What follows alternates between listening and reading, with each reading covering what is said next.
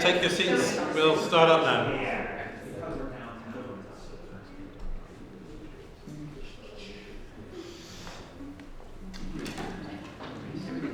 So we had a good discussion over this in terms of how did this fit together with other things that are going on.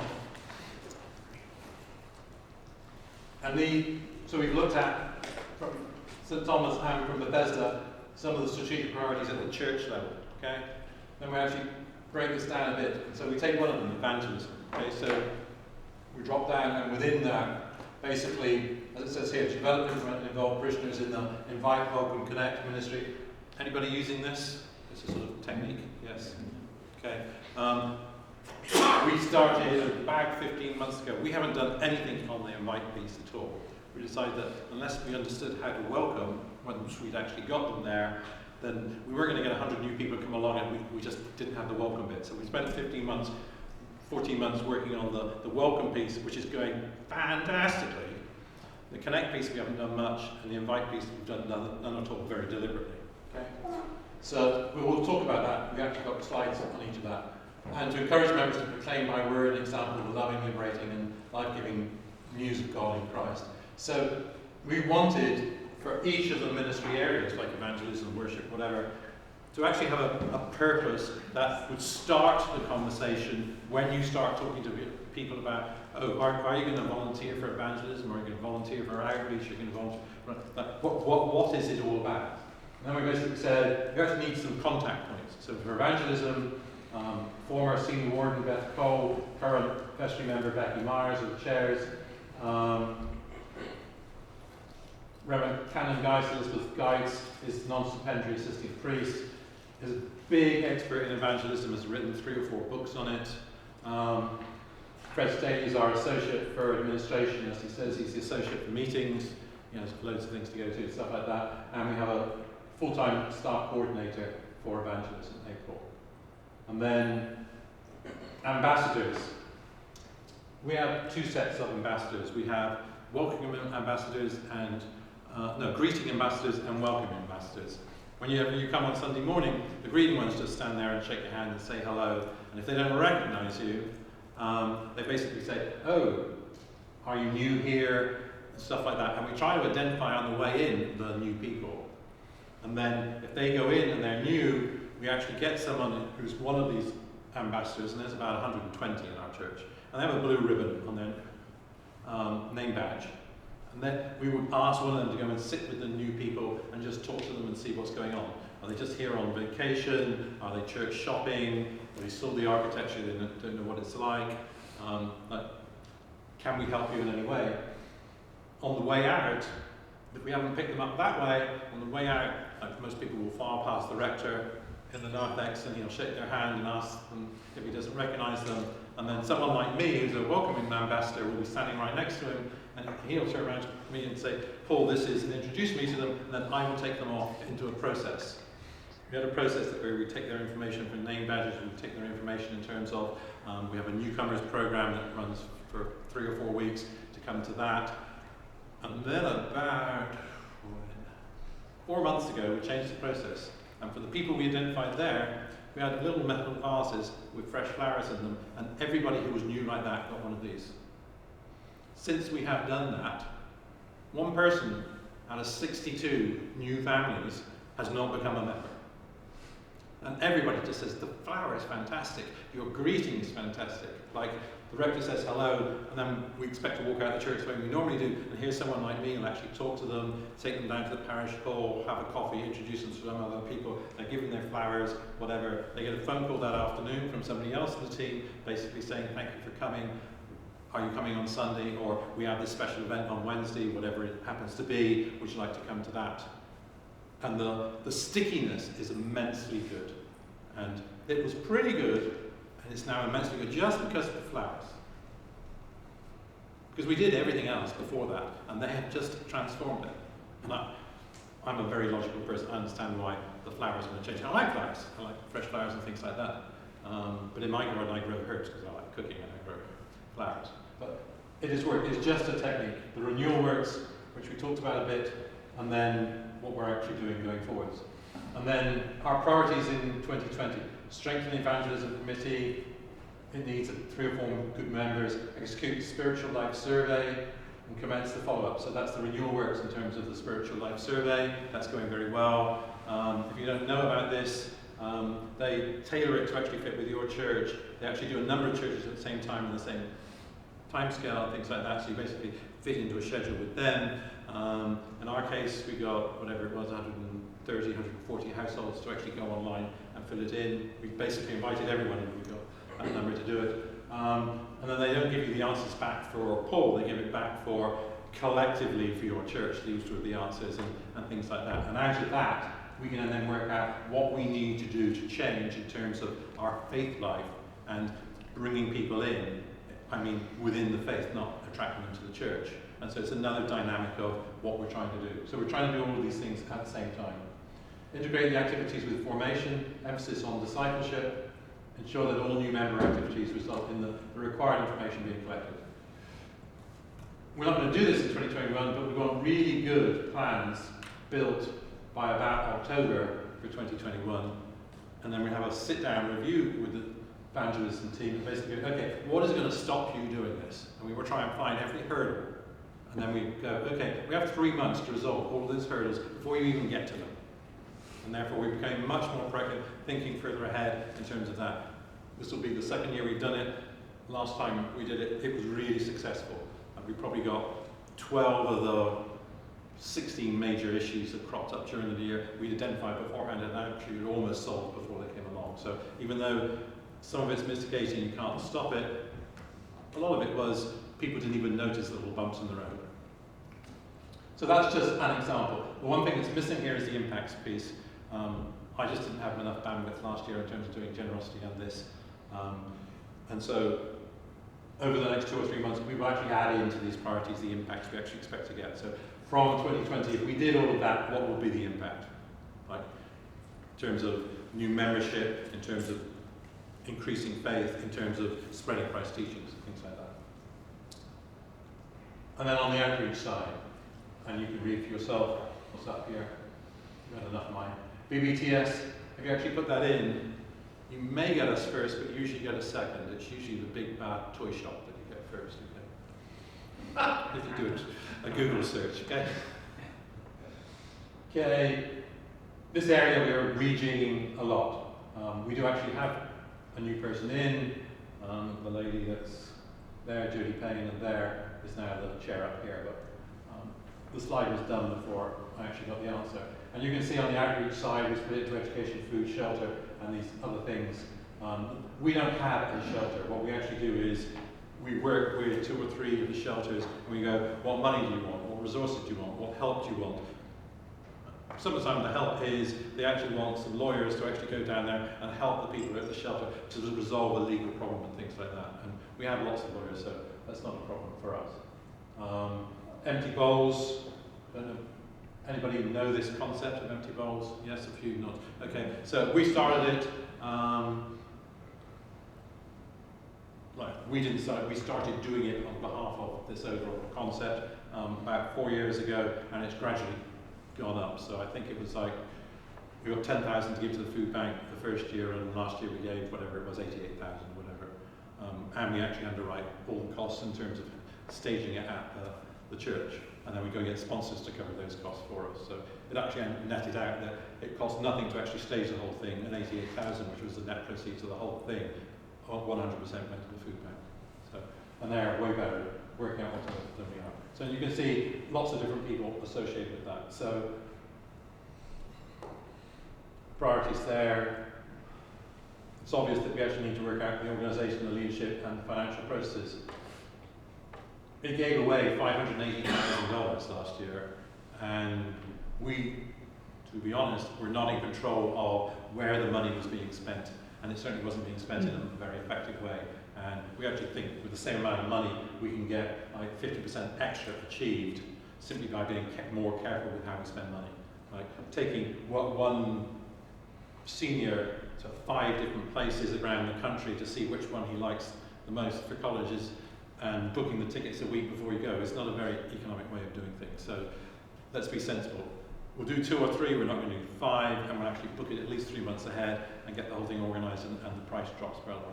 So we're getting better at that side of things. And the point here, in terms of gathering stories to support evangelism and stewardship, some of the best stories are coming out of outreach. Stories are wonderful. Adam in a minute is going to tell you way more about that. And then next year, expand the volunteer group. We have probably about 220 people are volunteers for different bits of outreach and things like that. So it's a good proportion. A lot of them would do more if we could actually get it organised so they could do more. We don't have a not enough resource problem. We have a not enough organisation in terms of the leadership of the organisation and things like that. That needs to be addressed up there. And then we also want to look at the moment, it gets almost all this money from the church banks, our retail shop. There should be other ways, like shouldn't the parishioners actually be contributing to outreach? That would be a novel idea, wouldn't it? And focusing on larger grant allocations. Oh. Sorry. So, I mean, I think this is great, and I'm happy that you guys have a not enough resource problem. You don't have a resource problem. You have not enough organization problem. Is there a strategy, or is there like something around that resource problem?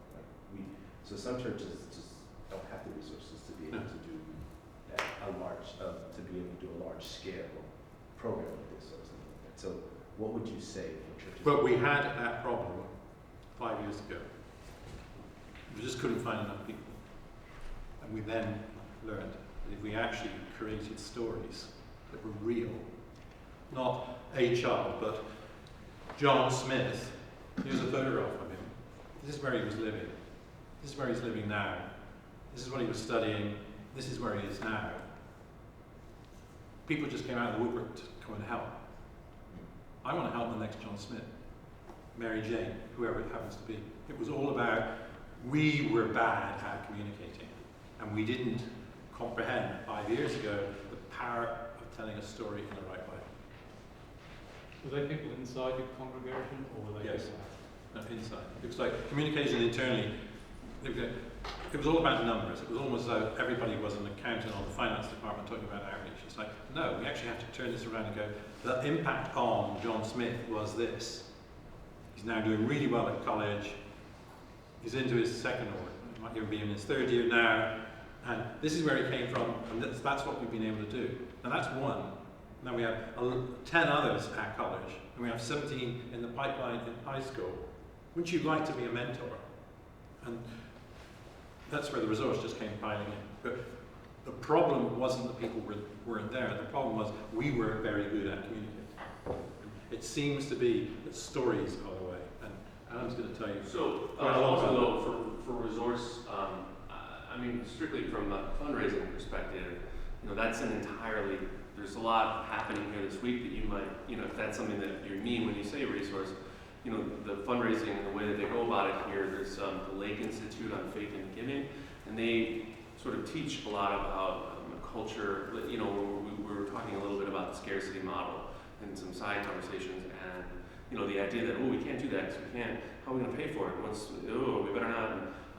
As opposed to sort of an abundance model, which is both fundraising and ministry. And the giving and the transactional, the sort of old world transactional model of fundraising, which is we have bills to pay, we do X, Y, and Z, you should give us money, versus what could be possible if you were part of this? And instead of some language that I've seen before is do your part. And what if we shifted to be a part? And that's sort of narrative. It sort of sounds like mumbo jumbo. But it works, and it's genuine, and it invites everybody, no matter the amount or the frequency, to be a part of something. What do I become when I contribute in that way? That's a sort of not necessarily strategic planning, it's more fundraising. Okay, do you have the thing? But I think the third part of that, though, and it's something that Paul had touched on here, is that if you look at their list of ministries, there's a lot of ministries on there that aren't Bethesda by the Sea, and that there's a lot of ways to really pool resources together so that you're kind of spreading the impact of what you do. With our particular parish, which is really, really small, and I wouldn't recommend this strategy for implementing this, but we had a terrible fire, and our rector died in the fire. And it was a member of our a client of our food pantry who set themselves on fire and came into the food pantry, and it was a huge thing. And what happened was the other local churches of a bunch of different denominations all stepped in and said, hey, listen, we really relied on this food pantry. So now that you're kind of out of commission, let's figure out a way that we can do this as a community together. And what we found was like, yeah, we don't have enough volunteers to staff our food pantry, but if I get some of the Methodists and a few of the Lutherans and hey, that Presbyterian seems okay, we bring those people in, it helps us expand what our resources are, and we just have to be really careful and strategic about, okay, you guys are gonna do the soup kitchen, great, we're gonna do canned food and that kind of thing with ours, so that we're not overlapping. The Lutheran Church does a cold weather shelter, but we all supply volunteers for it. It's kind of a reimagining a different way of finding resources, and I think Paul touched on that a lot when he talks about the St. George's dinner. Like, they do it a lot better than we do, and we help fund that, or with our people, or with our time or talent or whatever. And I think that's another piece that you can add into that resources. Partnerships, right? I mean, it's always, yeah. And a lot of times, coming into this, you know, looking to do something of meaning making, kind of a new concept to not just do it soup to nuts, like from the ground up to the way it's done, just our church is doing this thing, but rather, well, we have the space, we can bring in this organization, or we can go out and assist. Like that's an important piece, and then all it does really is spread the good news about who you are and what you're doing. So we've talked a lot about story here, and I'm a big believer in the use of story on a personal level, as an organization, on a sub level amongst the different ministries and outreach and things that we're doing. So we'll take 30 seconds, and when I say story, you think what? Write it down, and we'll share a few of those. And I'm going to say go on my phone. 5, 4, 3, 2, 1. So you're going to write down.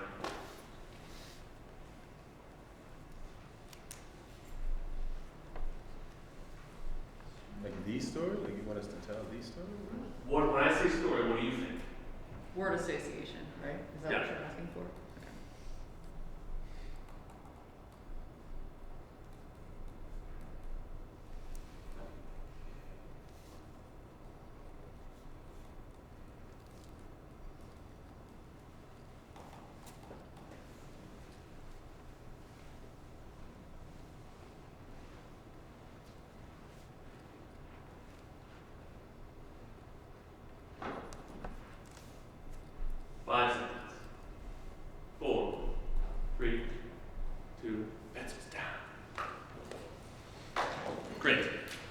So we'll go around and we can share 2 each. We'll start on this side of the room this time. You can share two word associations off your list.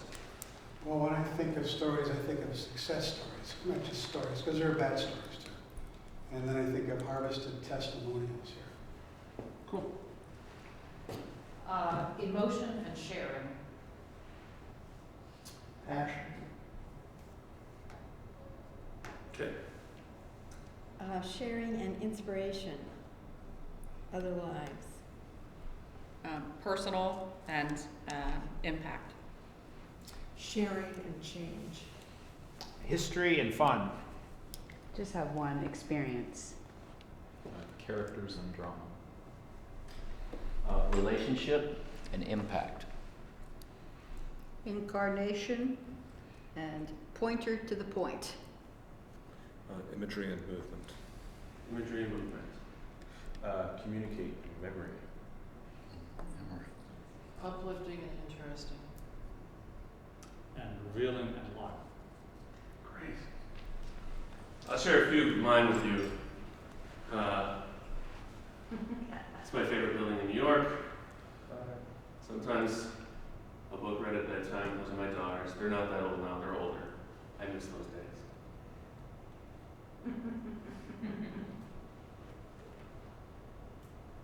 Memory. So my older daughter is in 3rd grade, and in 2nd grade they began to use story, and she had an assignment first, then finally. So her story on a Friday was first, I went to school, then Daddy picked us up, finally we got Pringles, because on Thursdays we get Pringles.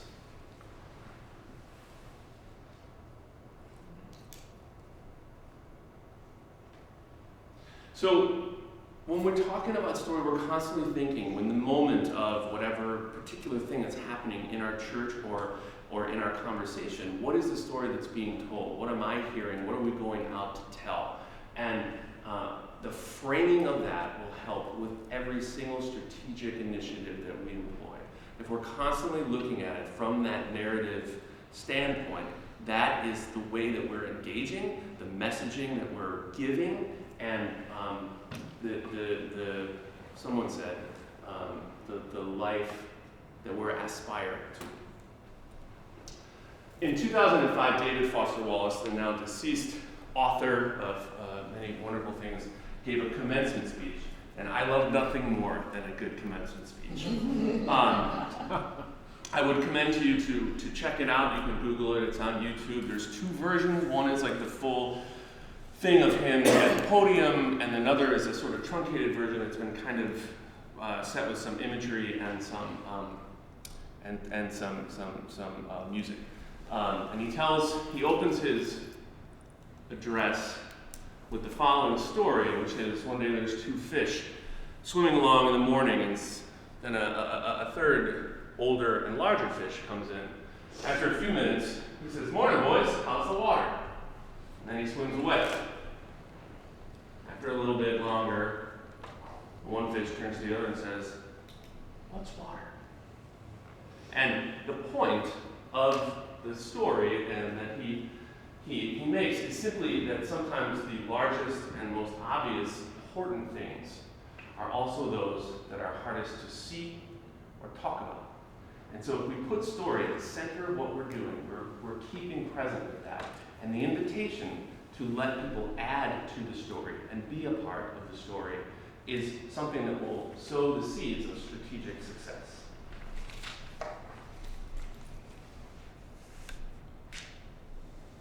So looking at this from a St. Thomas standpoint, the story that we're telling is that we're excellent at liturgy and music.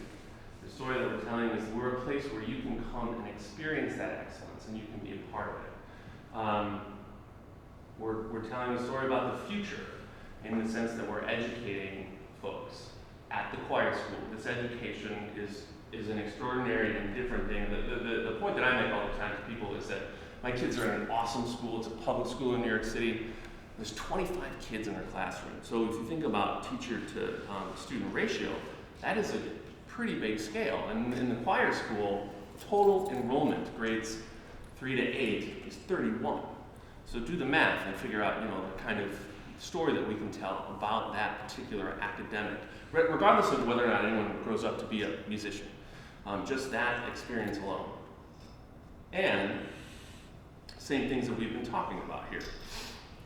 So what are some stories we can tell and ways that we can engage to find a narrative that is hopeful in the face of this? And that's our strategic plan.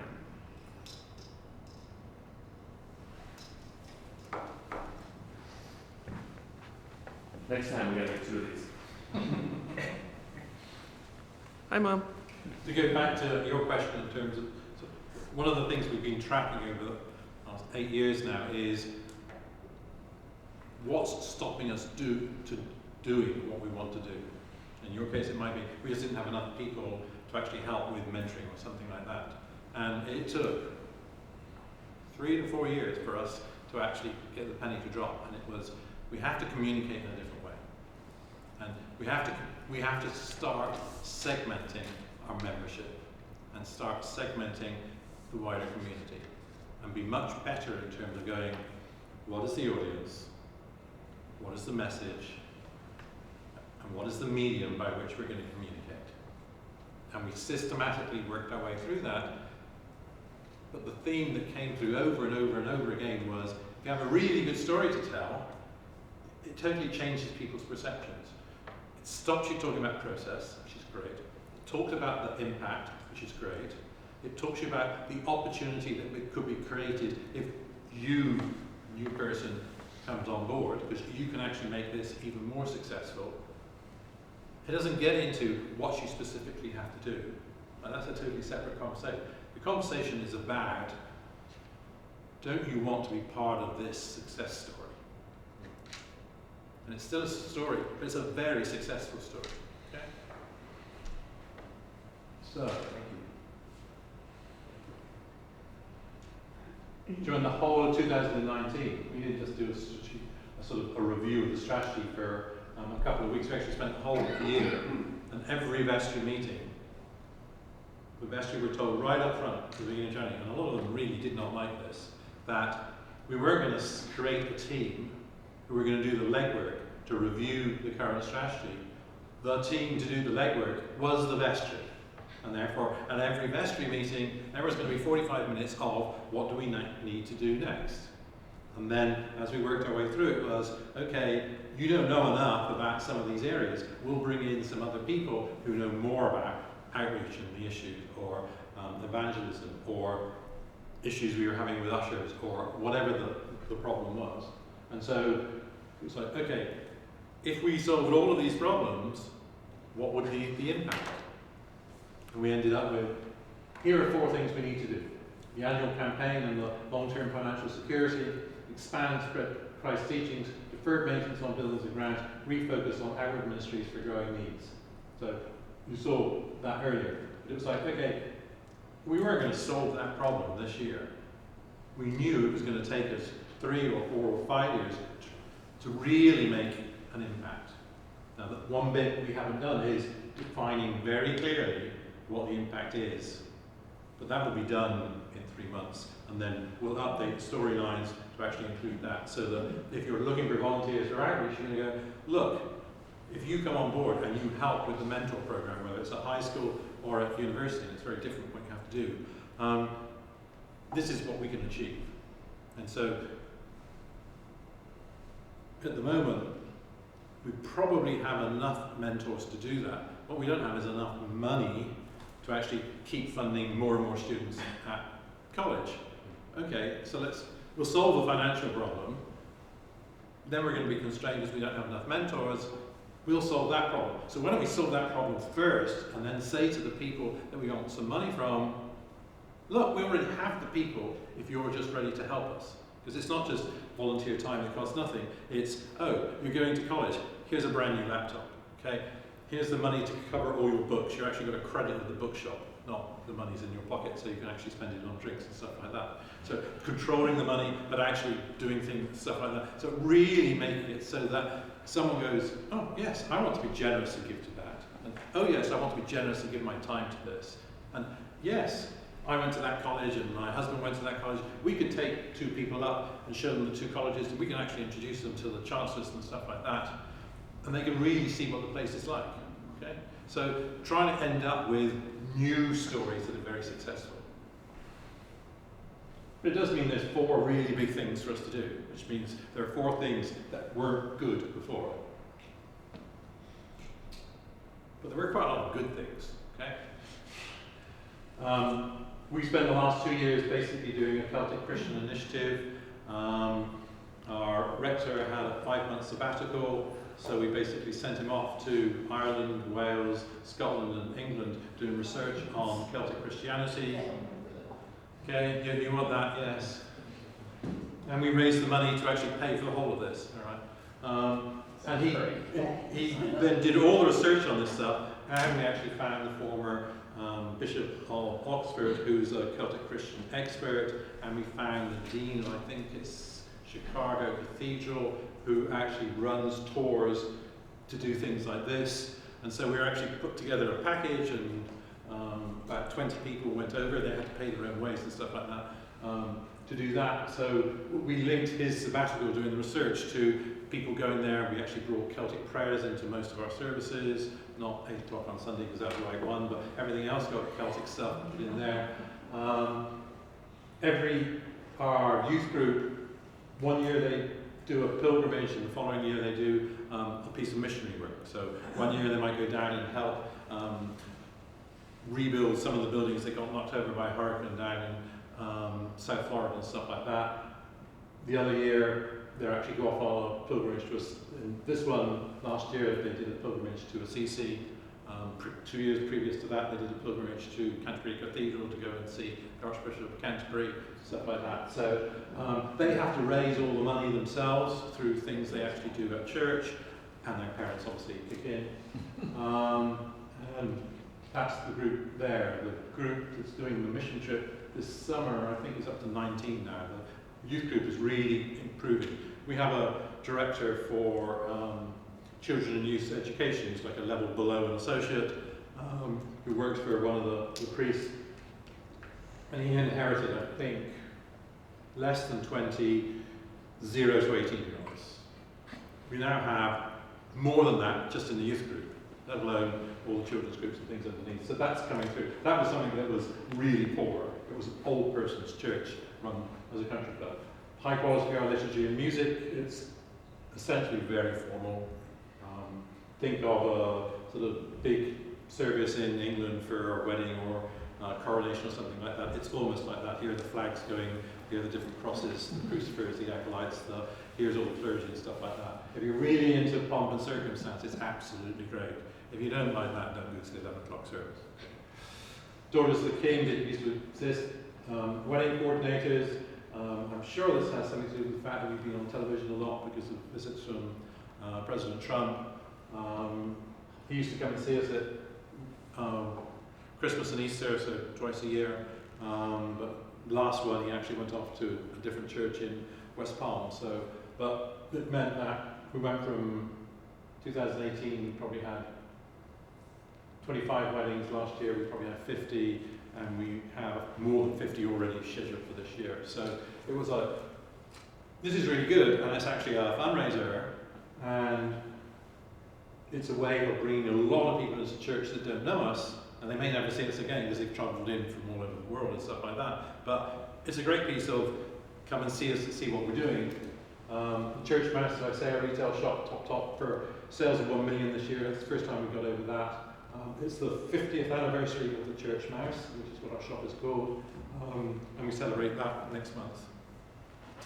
And the welcoming culture, the talking to all the new people as they come in, and basically them going, yes, this is really welcoming, I really liked it, and the flowers were fantastic, and I really liked meeting the rector because I get invited over for lunch, all the new people in 3 months go to lunch on a Sunday to actually meet him, and as part of the Wednesday evening middle way, 3 Wednesday evenings in a row, they actually get to meet all the senior staff who actually take them through, here's all the different ministries, here's our plan and stuff like that. So that it goes from zero knowledge to quite a lot of knowledge really quickly, and that's the whole point. Then you can actually be part of the family as opposed to always sitting on the outside. So lots to do, but lots of good things at the moment. We talked about doing the inventory in terms of the ministries, the assets, putting metrics to that, but not the grades. We then actually said we need to go away and define our vision, our mission and values. We need to define our strategic priorities at the church and the ministry levels and the impacts we will deliver. That's the bit I'm working on. And then you put all that together and you can actually just go back and assess everything in the inventory and go, what do you need to do? With every single thing in the inventory and what is needed for the bit. There are only 4 answers. It's really, really simple. Okay? You either keep something with no or small changes, you keep it with very big changes, you discard it. If you don't discard at least one thing for everything you add, you're being really foolish. Okay? Or you add something in because you need to do something in your work. We were telling stories, now we do. Our communications internally have improved, our communications with the community have drastically improved because the press like writing about these success stories. They didn't like writing marketing things that says, oh, Bethesda's doing a fundraiser on that evening and stuff like that. So we didn't get the coverage we wanted, they weren't interested. Now they can't get enough of these stories. So it's really great. Sort of, there's a real newspaper that's published in West Palm Beach called the Palm Beach Post, Episcopal, and then there's the Society newspaper in Palm Beach called the Shiny Sheet. The Shiny Sheet is on really high quality white paper. It's very high quality colour printing, things like that. It is designed so that a lady wearing white gloves will not end up with dirty gloves. Okay? Now, can you imagine how far you have to go back in time for that? That's 1920s, 30s stuff. But that's what it's about, okay? It's about people going to parties for fundraisers in these fancy dresses. It's about local politics, and it's about real estate. Real estate is a really big subject in Palm Beach. And then there were other little things on the side. Up until recently, because I've just taken a break, I used to have a column to write about wine and food.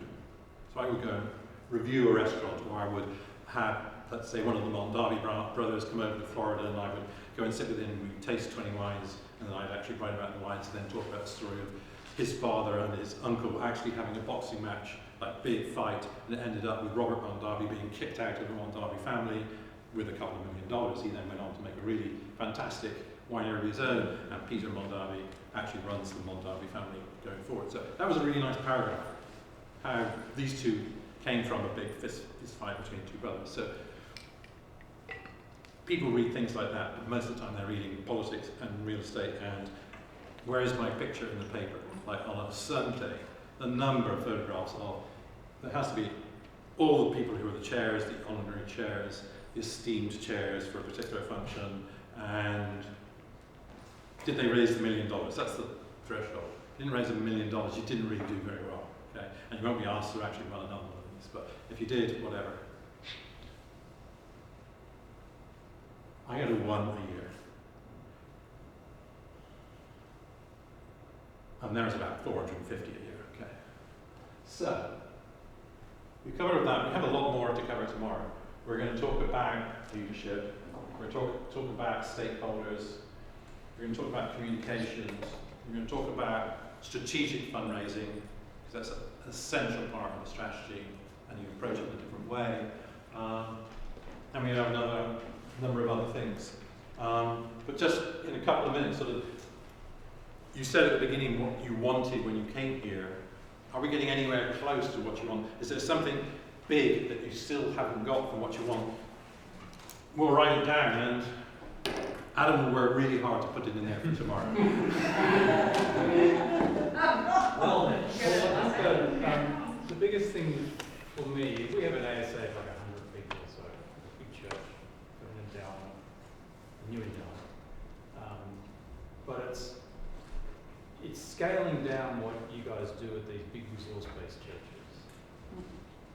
That I'm a one single priest, you know, we've got a good vestry. Church has been through some rocky times, so it's like the inertia to get it, the energy needed to get things up and running to get into the new energy going up. So talk about how you scale that down and what's the real thing to concentrate on in the first year or two.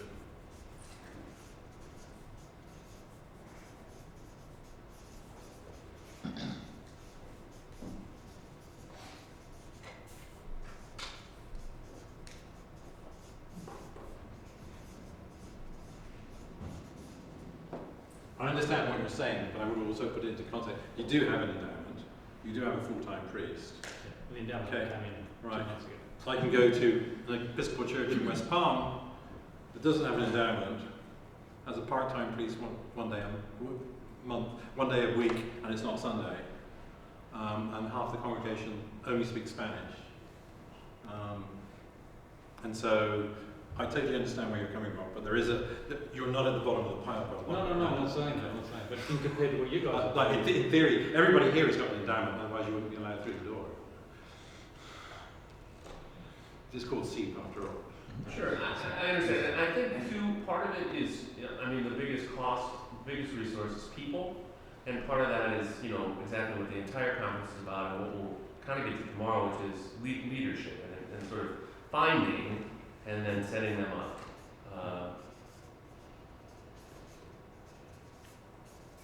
I'd like to know, if you're finished, Mhm. I'd like to know, as a segue from what you just said, how to create role descriptions, job descriptions, whatever you want to call it, responsibilities that are legible and can be taught and reinforced year to year to year over time, so that the church establishes a methodology that it follows. Are we talking about role descriptions or a strategy process description or what? Supporting roles and supporting processes that are probably redesigned to support your target strategy to reach the core values of your new target audience that's emerging instead of the older participants as they age.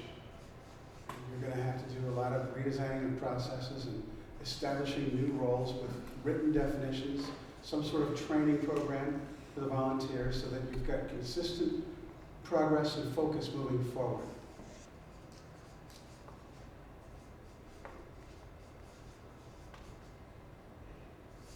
Okay. Does that do it? Yes? Any more? I'm looking for another one. Adam's quite happy to do. I think you hit on some of this, but I'm thinking like steps for making this happen in terms of the vision first, or creating those core priorities, and then so how do you there are probably several ways to do that, but how do you try to involve the most number of people, congregationally speaking, in that activity? Because I think if people feel like they have input into those core priorities, then they're going to be more connected to them. And then from there, how do you take those and begin to? So involve stakeholders. How do we do that for what purpose? Is that? And then the next step, I guess, would be from that information, then vision and core principle. How do you then? What are the steps for putting together a strategy?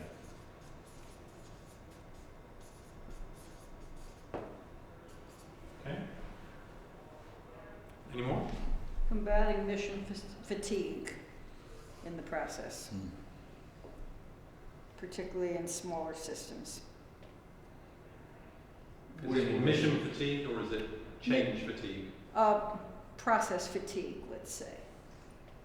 Keeping the energy going through. And you may address that in leadership, but any strategies around that?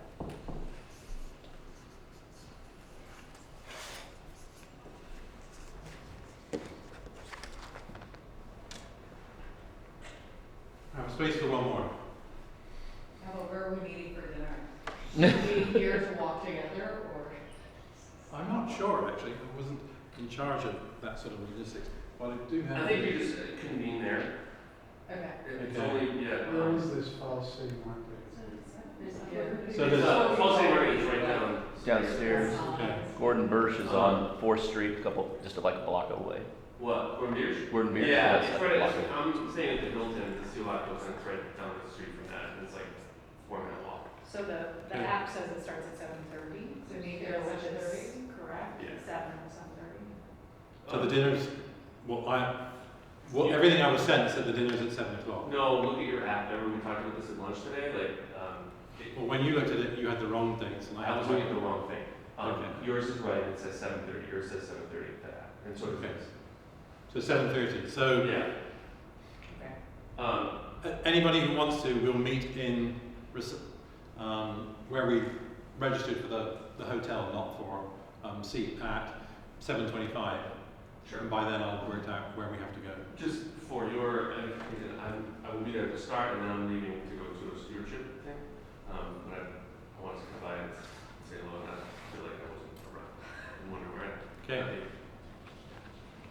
Is that all right? So if you want some direction, just meet down in the foyer at 7:25 and we'll walk together. Okay. Otherwise, we'll see you there. We're in this room tomorrow. We start at 9 o'clock. 9 o'clock is not 9:05, 9:10, or 9:15. Okay. It's 9 o'clock. And thank you for coming. We see you this evening and then tomorrow. Thank you very much. Thank you.